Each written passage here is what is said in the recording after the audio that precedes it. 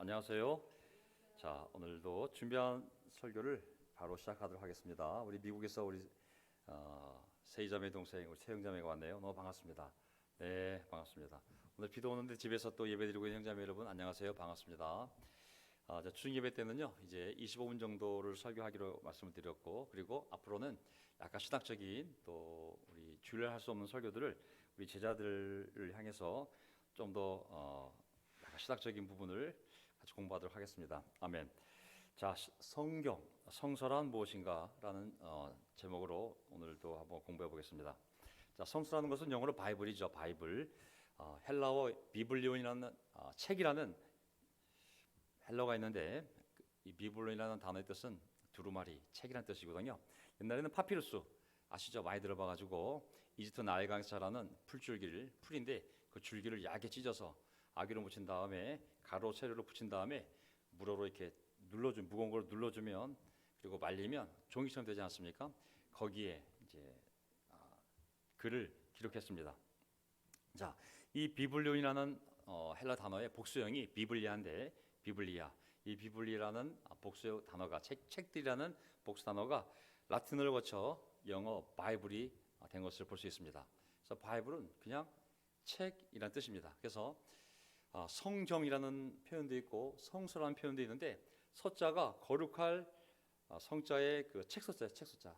그래서 거룩한 책, 성서라고도 우리가 얘기할 수 있고, 또 성서라고도 얘기할 수 있어요. 성경이라고 얘기할 수 있습니다.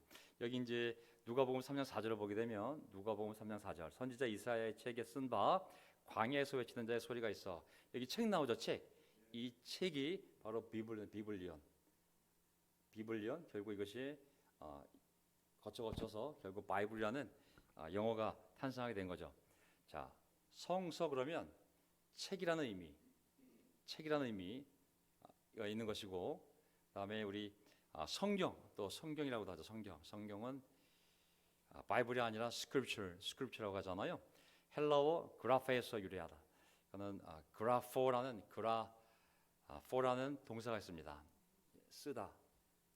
명사형이 그라페인데, 여기서 우리가 번역된 것이 성경이라는 단어로 번역이 되었죠. 그래서 성서, 성경 둘 다 구별 없이 쓰고 있습니다. 또 카톨릭에서는 성서라고도 부르고, 또 나라마다 또 일본도 성서로 번역을 하고, 또 우리는 성경이라는 단어가 더 익숙하거든요. 그래서 어쨌든 이 배경을 가지고 우리가 66권의 이 성경책을 우리가 성서라고도 하고 성경이라고도 부르고 있습니다. 자, 디모데후서 3장 16절, 모든 성경은 하나님의 감동으로 된 것으로서 할 때, 이 성경이라는 단어는 그라페, 파사그라페, 데오푸뉴스토스, 나중에 설명을 드리겠지만, 이렇게 이 성경 본문을 보게 되면 책이라는 의미에서의 비블리온이라는 단어에서 바이블이라는 영어 단어가 왔고, 그래서 우리는 그것을 성서라고 한국말로 번역을 하고, 또 여기 본 것처럼 그라페라는 단어에서 우리가 성경으로 번역을 한다는 거, 둘 다 구별을 쓸 수 있다는 것을 설명을 드리겠습니다.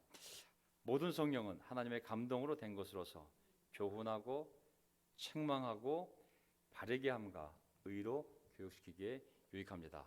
무엇이 옳은지, 또 무엇이 틀린지, 그리고 어떻게 what is right과 what is wrong이 있다면 틀린 것, what is wrong을 어떻게 what is right으로 바꿀 수 있는지 바르게 함고, 그리고 그 올바름으로 사람들을 교육하기에 유익한 책이 바로 성경이라고 얘기하고 있는 것이죠.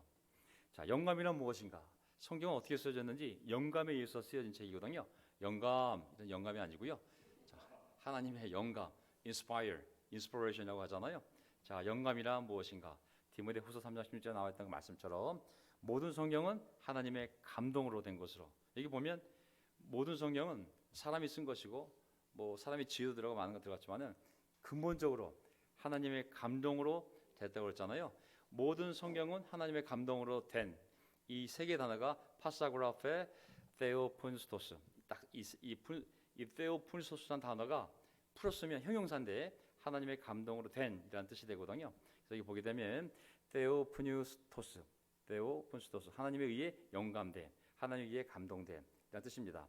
이 데오푸니스토스라는 단어를 분해 보면, 데오스라는 하나님, 신 하나님 플러스 푸네오, 불다, 숨을 쉬다는 뜻이거든요. 그래서 하나님이 불어준, 썼긴 썼는데 어떻게 써졌냐면 하나님의 입김을 불어넣어서 그 감동을 받은 사람이 쓴 그런 의미가 되겠죠. 그래서 이것을 좀 풀면 하나님의 영감을 받은, 하나님의 감동을 받은, 모든 성경은 하나님의 감동을 받은 것이다 라는 말씀이겠죠. 그러니까 성령님은 이 성경을 기록한 자들도 감동을 시키고, 그리고 또 하나님은 그 성령의 감동을 받아 기록되어진 그 말씀을 읽는 자들도 감동시켜서 결국 하나님의 뜻을 그 말씀을 통해 알게 하시는 것이죠. 성경을 쓴 자도 하나님의 감동을 시키고, 그 말씀을, 기록된 말씀을 읽는 자들도 하나님의 감동시켜서 결국 하나님의 뜻을 그 말씀을 통해 온전히 이해할 수 있도록 하나님이 하시는 분임을 알 수가 있습니다. 자, 하나님이 자기 뜻을 드러내는 것, 자기 모습을 드러내는 것을 계시라고 하죠. 하나님의 계시. 그러면 하나님이 드러내는 이 계시를, 이 진리를 잘 보존하려면 그 보존자들이 자기의 지혜, 자기의 인격, 자기의 문체, 자기의 스타일로 비록 기록하지만 그래도 하나님이 계시한 그 진리를 정확히 보존하기 위해서 하나님의 영감이 필요한 것이죠. 그래서 하나님의 영감은 하나님의 특별 계신 이 성경을, 이 성경의 정확성을 보증해 주는 것이 바로 이 하나님의 감동이라는 단어입니다. 설교자가 설교할 때는 하나님의 감동이 아니라 내 스스로 감동받아서 설교를 짜서 할 수 있잖아요. 하지만 성경은 개인적인 감동이 아니라 하나님의 감동으로 기록된 것이기 때문에 특별 계신 이 성경이 그 정확성을 보증받을 수 있는 것이죠. 자, 성경 저자들이 그 원본을 기록할 때, 자, 구약 성경은 히브리어로, 어떤 부분은 아람어로 기록되어 있고, 그다음에 신약은 헬라어로 기록이 되어 있습니다.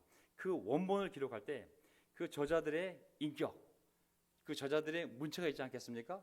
그걸 통해서 저술됐으나 성령님께서 그들을 보호하시고 인도하심으로 성경이 오류 없이 아주 권위 있고 진실된 기록이 되게 하신 것, 이것을 우리는 하나님의 영감이라고 표현할 수 있는 것이죠.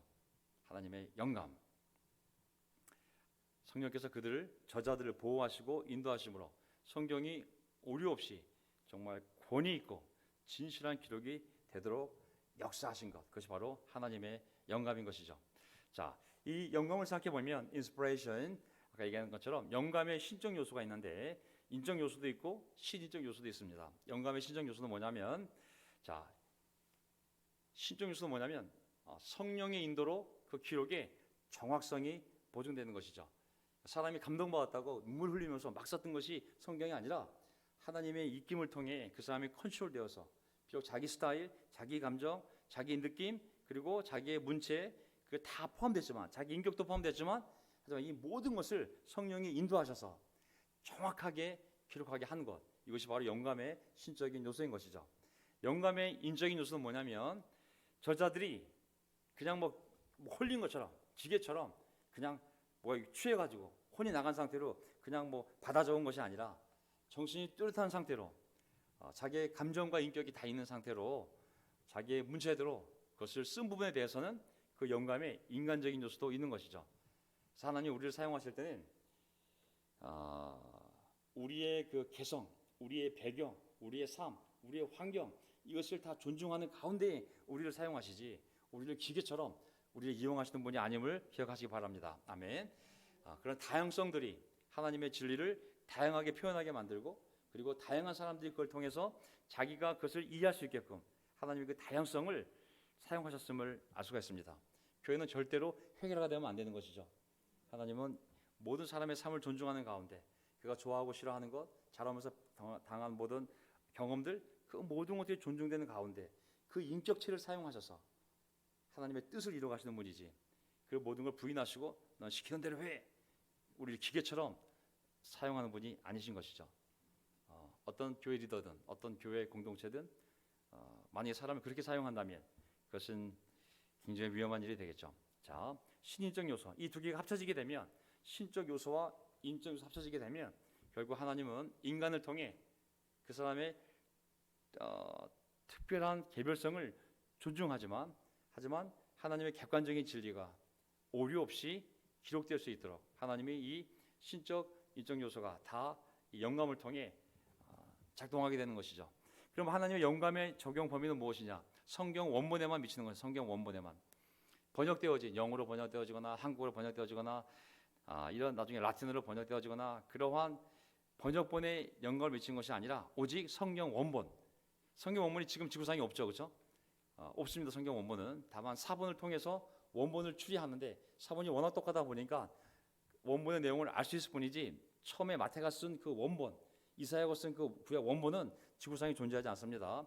성경 66권의 원본은 존재하지 않습니다. 다만 사본을 통해서 이것이 원본이겠구나 우리가 확신하는 것이고 그것이 다양한 언어로 번역되어져서 이제 우리가 읽고 있는 이 한국 번역본은 원본과 똑같은 내용을 담고 있는 것이죠.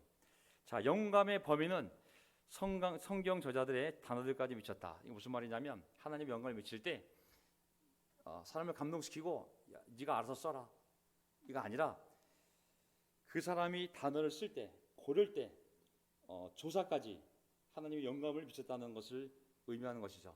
그러니까 하나님 말씀이 그냥 적당하게 쓰여진 것이 아니라 정확하게 기록될 수 있도록 하나님이 그 사람의 그 모든 것을 인도하셔서 하나님의 뜻대로 조사 하나 틀려도 뜻이 달라지지 않습니까?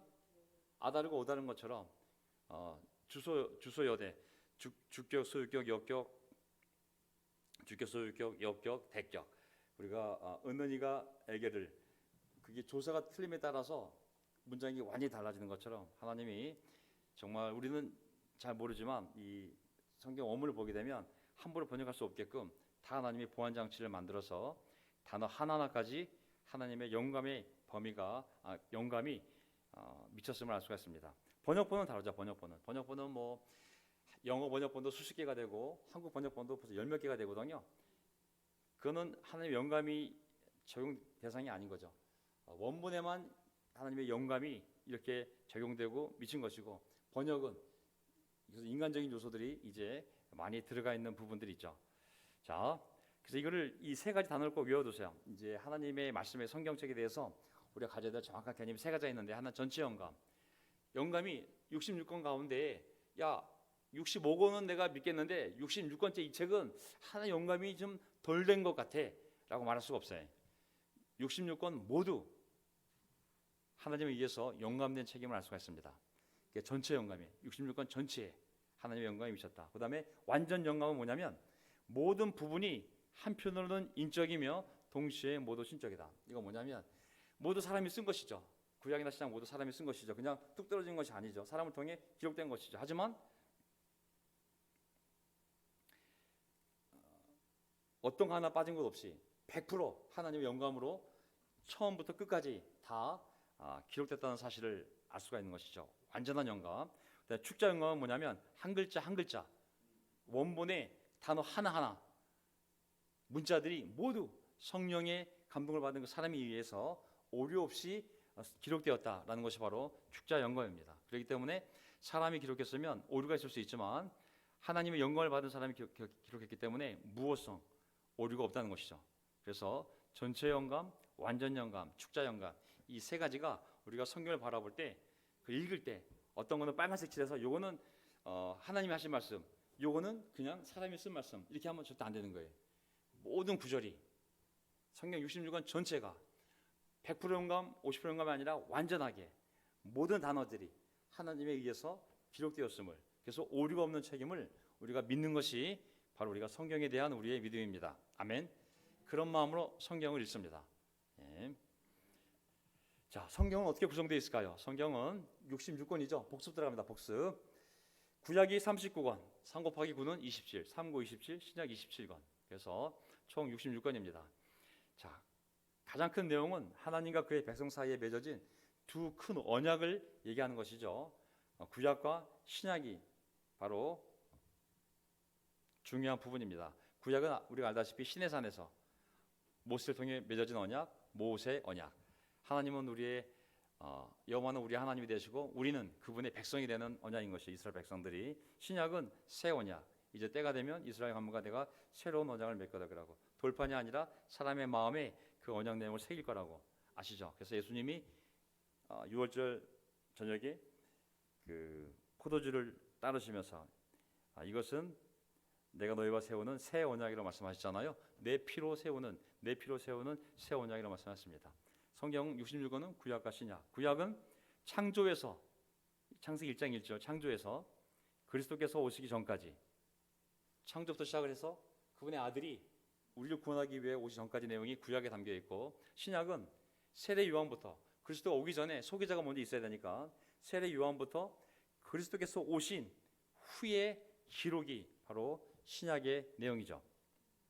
자, 그래서 구약 성경을 먼저 살펴보게 되면 구약 성경 먼저 모세오경을 볼 수 있겠죠. 모세오경은 창출 레민신, 창세기, 출애굽기, 레위기, 민수기, 신명기, 창세기, 출애굽기, 레위기, 민수기, 신명기 내용이잖아요. 모세오경, 모세가 쓴 5개의 경전이라는 뜻이잖아요. 토라, 모세오경. 하나님의 천지 창조와 인간의 타락이 나오잖아요. 창세기 1장, 2장, 3절에. 그리고 아브라함을 통한 축복 계획과 12장, 창세기 12장에 아브라함을 부르시잖아요. 아브라함을 통한 축복 계획과 모세를 통해 출애굽하여 출애굽기 형성된 이스라엘 나라와 율법 이야기는 레위기. 그래서 이스라엘이 광야에서 겪은 이야기는 민수기. 그리고 그들에게 했던 설교를 다시 한 번 더한 설교를 담은 것이 신명기. 두 번째 설교라는 뜻이 신명, 두 번째 명령, 두 번째라는 뜻이잖아요. 그래서 모세오경, 창세기, 레위기, 창세기, 출애굽기, 레위기, 민수기, 신명기. 그래서 이 내용을 모세오경이 담고 있습니다. 가장 중요한 내용이 다 담겨 있죠. 자, 그다음에 역사서가 12권 있어요. 역사서가 12권, 구약에 12권. 여호수아부터 에스더까지. 우리가 알다시피 창세기, 출애굽기, 레위기, 민수기, 신명기. 그러면 당연히 여호수아, 사사기, 룻기, 삼상, 사마, 왕상, 왕하, 역대상, 역대하, 에스라, 느헤미야까지가 총 12권입니다. 그래서 이 12권의 이야기를 보게 되면 약속의 땅 가나안에서의 순종과 불순종, 축복과 저주 이야기들이 바로 이 역사서에 담겨 있습니다. 그래서 이제 신명기 설교를 듣고 가나안 땅을 정복하는 그런 여호수아서부터 시작을 해서 가나안 땅을 정복하는 이야기가 여호수아잖아요. 그다음에 들어가서 이제 왕이 없을 때 사사들이 세워졌던 그 사사기부터 시작을 해서, 그리고 그 사사기 때 첫 왕을 세운 사무엘, 킹메이커 사무엘 이야기를 시작해서 그 다음에 이제 왕들이 남왕국 북왕국에 다 세워지지 않습니까? 그것이 삼상, 사마, 사무엘상, 사무엘하, 왕들의 이야기상, 왕들의 이야기하, 역대기, 크로니클, 역대기상, 역대기하, 다 왕들의 이야기죠. 멸망할 때까지. 그리고 포로로 끌려갔을 때 돌아온 사람 에스라, 성경을 쌓은 사람 느헤미야. 이렇게 해서 12권의 내용을 보면 모세오경에서 얘기했던 너희들이 나에게 순종하면 복을 받고 불순종하면 저주를 받아, 그것이 실제로 이루어진 사건들이 바로 역사서 12권에 다 담겨 있습니다. 순종, 축복, 불순종, 저주의 이야기들이 일어난 사건들이 바로 역사서 12권에 담겨 있는 것이죠. 그래서 12권. 그 다음에 바뀌었군요, 순서가. 자, 그 다음에 시가서. 시는 이제 시와 노래 같잖아요. 그래서 시와 노래, 시가서라고 그러는데 5권. 욥기부터 시작해서 아가서까지. 욥시, 잠전하. 욥기는 저자가 누군지 모르잖아. 욥이죠. 욥기 제일 오래된 책이거든요. 욥기. 그다음에 아버지 다윗이 쓴 시편. 그다음에 아들이 쓴 잠언, 전도서. 그다음에 아가서. 솔로몬이 세 권의 책을 썼죠. 그래서 아버지가 쓴 책이 먼저 시편. 그다음에 그 아들이 쓴 솔로몬이 쓴 것이 잠언, 전도서, 아가서, 욥기. 그러다 보니까 총 5권이 시가서가 되겠습니다. 시가서. 근데 네 번째가 이제 예언서. 예언서 빠뜨리면 안 되죠. 예언서 들어갑니다. 예언서, 선지서. 예언서라고도 하기도 하고 선지서라기도 하고 총 17권. 소예언서가 12권, 대예언서가 5권. 두루마리의 양에 따라서 큰 거를 모아서 5개, 작은 거를 모아서 12개 해서 대예언서 5권, 소예언서 12권. 이사야부터 말라기까지. 이사야는 뭐 잘 알지 않습니까? 그래서 큰 예언자들 이사야, 예레미야의 애가, 그 다음에 에스겔, 다니엘. 이게 대예언서입니다. 예레미야, 이사야, 예레미야의 애가, 에스겔, 다니엘. 이 5권을 기본적으로 묶어두고 소예언서가 이제 호여라, 호세아, 요엘, 아모스. 생각나시죠? 호세아, 요엘, 아모스. 호여라, 호세아, 요엘, 아모스. 그 다음에 그냥 오요미나, 저는 이렇게 외웠는데 오요미나, 오바디아 요나 미가 나흠, 오요미나, 오바디아 요나 미가 나흠, 오요미나, 오바디아 요나 미가 나흠. 그 다음에 합습 학습말, 하박국 스바냐 학게 스가랴 말라기, 하박국 스바냐 학게 스가랴 말라기, 하박국 스바냐 학게 스가랴 말라기. 그래서 처음부터 호세아 요엘 아모스 오요미나 오바디아 요나 미가 나홈, 그 다음에 하박국 스바냐 학게 스가랴 말라기, 이렇게 해서 소위 예언서가 12권 합치면 총 17권이 선지서 예언서가 되겠습니다. 제가 이 설명드린 이 구약책들은 제가 다 추석을 했던 거고 여러분들과 함께 다 설교했던 내용들입니다. 그래서 홈페이지에 들어가게 되면, 우리 명동교회 거기 페이지 들어가게 되면 이 예언서들, 소위 예언서 설교했던 것들을 다 올려놨거든요. 그래서 한번 보시기 바랍니다. 그 다음 이렇게 해서 이제 구약 39권이 끝나죠. 그 다음에 이제 신약에 넘어오게 되면 신약 성경이 어떻게 구성되어 있을까요? 알다시피 4개의 복음서가 있죠. 마태복음, 마가복음, 누가복음, 요한복음. 마태, 마가, 누가, 요한. 이 핵심 내용은 뭐겠습니까? 하나님의 아들이 이 땅에 오셨을 때 그리스도, 메시아로 오신 예수 그리스도의 삶과 가르침.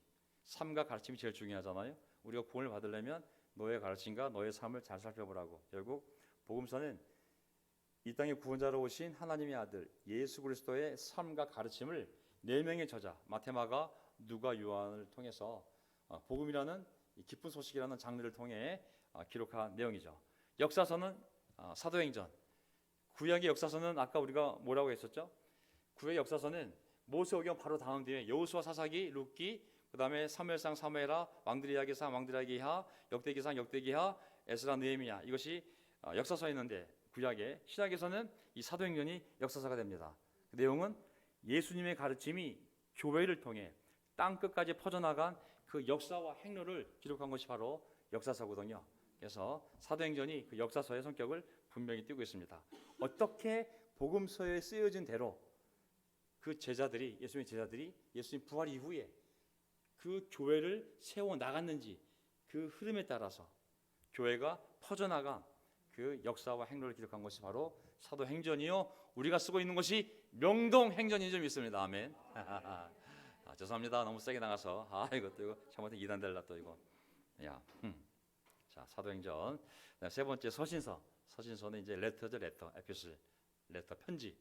이제 교회들한테 사도들이 편지를 쓰지 않습니까? 사도들이 교회들에게 예수님의 가르침으로 그리스도인의 삶과 신앙을 이제 가르친 것이죠. 예수님의 가르침으로, 다른 것이 아니라 예수님의 삶과 가르침을 그것을 근거로 해서 사도들이 예수를 따르려는 자들에게 어떻게 살아야 되는지, 예수님이 어떻게 사셨는지를 다시 설명해 준 것이, 예수님의 말씀과 삶을 다시 주석해 준 것이 편지 형식으로 그것이 서신서가 되겠습니다. 가장 큰 것이 로마서부터 시작해서, 그렇죠? 로마서, 고린도전서, 후서, 그다음에 가레빌고, 갈라디아서, 에베소서, 빌립보서, 가레빌고, 골로새서, 다 알다시피 디모데전서, 후서, 디도서, 다 이 서신서들 아니겠습니까? 나중에 27권 가운데 요 하나만 빼면 다 서신서입니다. 예언서 하나만 빼면 다 서신서죠. 예언서는 계시록이죠. 다시 만날 그리스도에 대한 예언, 그리고 이 세상의 종말, 그리고 우리가 맞이하게 될 천국의 기록이 바로 예언서인 것이죠. 그래서 이 27권에서 요한계시록 빼고, 그리고 이 사도행전 빼고, 그다음에 복음서 다 빼면 나머지가 다 서신서가 되겠죠. 그렇죠? 네. 앞에 쓰면 전서, 나중에 썼으면 후서. 성경의 저자들 몇 명이나 있을까요? 성경 저자들은 구약 성경은 약 40명의 저자에 의해 1500년에 걸쳐 기록된 책이다.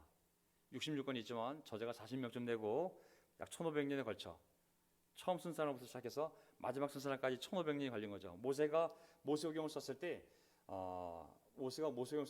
출애굽한 연도가 BC 1450년이기 때문에 BC 1450년 플러스 요한이 맨 마지막 그 요한계시록 썼던 나이 100세를 생각해 보면 거의 1500년 되지 않겠습니까? 그래서 1500년에 걸쳐 기록된 책이다. 구약 성경은 30명의 저자에 의해서 약 1400년간에 걸쳐 기록되었다. 예를 들면은 30명의 저자 중에 우리가 아는 다윗도 있고, 시편, 솔로몬, 아까 얘기했던 잠언, 전도서, 아가서가 솔로몬이 쓴 거잖아요. 제사장 에스라가 쓴 에스라서도 있고 총독 느헤미야가 쓴 느헤미야서도 있는 것이죠. 하지만 신약 성경은 어떻게 될까요? 신약 성경은 9명의 저자가 약 50년에 걸쳐 기록되었다. 왜 50년이냐면 예수님이 사후에 처음으로 쓴 책이 이제 갈라디아서라고 보고 있는데, 갈라도 시작해서 맨 마지막 책인 요한계시록까지, 요한계시록이 AD 100년이니까 약 50년이 되겠죠. 9명의 저자, 그들이 어부들, 대부분 사도들이 이제 사도들이 이제 어부들이었잖아요. 그 어부들이 쓴 내용들, 그 다음에 세리였던 마태, 그 다음에 율법학자였던 바울, 이런 다양한 사람들을 통해서 하나님이 다양한 문체로, 다양한 인격으로, 다양한 경험으로 예수님의 삶과 가르침을 기록하게 했음을 알 수가 있습니다. 자, 성경의 기록 매체, 아까 말씀드렸다시피 양피지라고 양의 가죽을 말려서 거기에 쓴 책도 있고, 아까 얘기했던 파피루스, 식물을 줄기를 찢어서 그것을 가로 세로로 묶은 다음에 아귀를 발라서 가로 세로로 묶어놓고 돌을 올려서 평평하게 만들고 말리면 그게 종이가 됐다고 그랬죠. 종이가 나오기 전에 기록 방식이었습니다. 성경의 기록 언어를 보게 되면 구약의 언어는 히브리어인데 일부는 히브리어와 사촌간인 아람어로 되어 있습니다. 아람어. 신약 성경은 당시의 일반 통용어였던 코이네라는 헬라어로, 가장 흔히 쓰였던 코이네라는 헬라어로 기록되었습니다. 구약은 히브리어 플러스 일부의 아람어, 그 다음에 신약 성경은 헬라어, 특히 헬라어 중에서도 코이네 헬라어.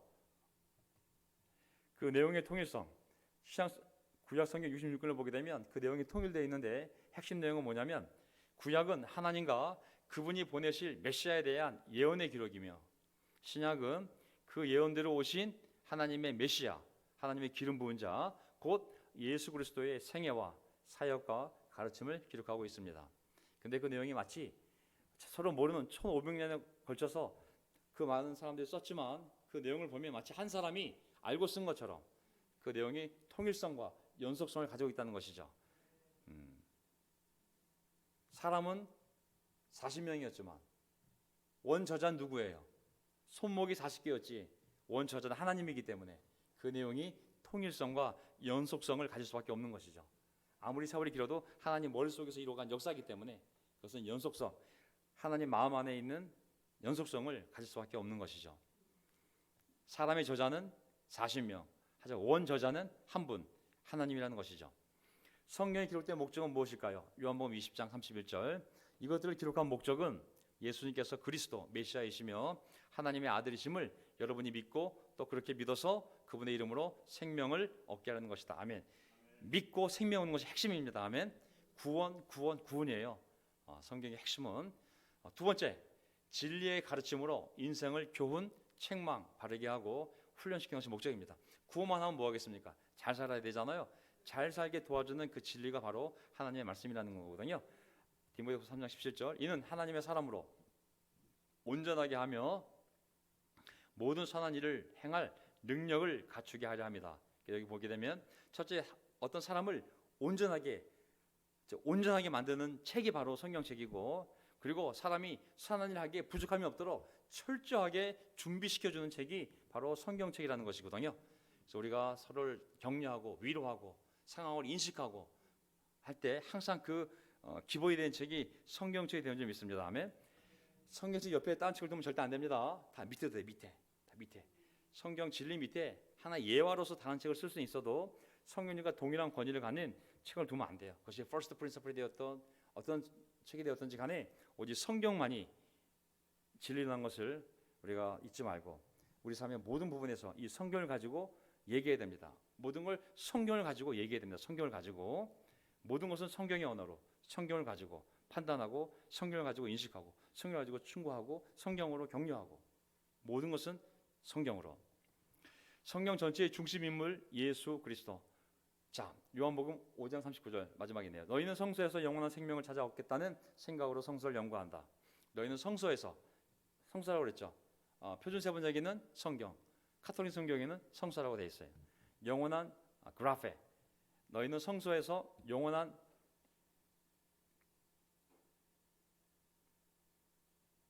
생명을 찾아 얻겠다는 생각으로 성서를 연구한다. 바로 그 성서가, 바로 그 성경이 나를 위하여 증언한다. 성경은 누구를 증언하는 것이라고요? 결국은 성경 어디를 펴든지 간에 예수 그리스도가 나오는 거예요. 창세기 1장을 펴도 예수 그리스도, 2장을 펴도 예수 그리스도, 3장은 예수 그리스도, 출애굽기도 예수 그리스도, 모세오경도 예수 그리스도, 모든 역사서에서도 예수 그리스도, 시편도 예수 그리스도, 잠언도 예수 그리스도. 그 내용을 보게 되면 모든 구약의 책 안에 앞으로 오실 예수 그리스도에 대한 그 예언들이 다 담겨 있는 것이죠. 그래서 모든 성서가 너희들이 읽고 있는 구약 성서 이 모든 것들이 결국 나를 증언하고 있는 거라고. 성경의 핵심은 바로 예수 그리스도이십니다. 아멘. 네. 자, 기타 성경의 주요 특징들 우리가 아는 내용들이지만 성경은 역사서이다. 세계에서 가장 많이 팔린 베스트셀러, 세계에서 가장 많은 언어로 번역된 책, 세상에서 가장 많이 연구되고 검증되고 공격받은 책. 원본은 존재하지 않으나 그 사본의 정확성이 가장 높은 책이다. 현재 성경은 어느 언어로 번역되었든지 간에 그 원본과 내용이 같다는 것이죠. 왜? 사본이 어느 지에서 발견되었든지 간에 어느 시대에 발견되었든지 간에 옆으로 종적으로 사본을 모아보면 그 원본이 무엇인지를 볼 수 있을 만큼 그 기록의 정확성이 뛰어나다는 것이죠. 그래서 우리가 읽고 있는 이 성경이 원본임을, 이 종이는 원본이 아니지만 하지만 그 내용이 원본과 동일함을 우리가 확신할 수 있는 것이죠. 아멘. 자, 오늘 이렇게 해서 성경에 대한 말씀을 배웠습니다. 자, 기도하고 오늘 공부 내용을 마치도록 하고요. 앞으로 주중 예배 때 가능하면 이제 신학적인 주제들을 가지고 좀 더 단단한 내용들을 함께 공부하도록 하겠습니다. 아멘. 기도하겠습니다.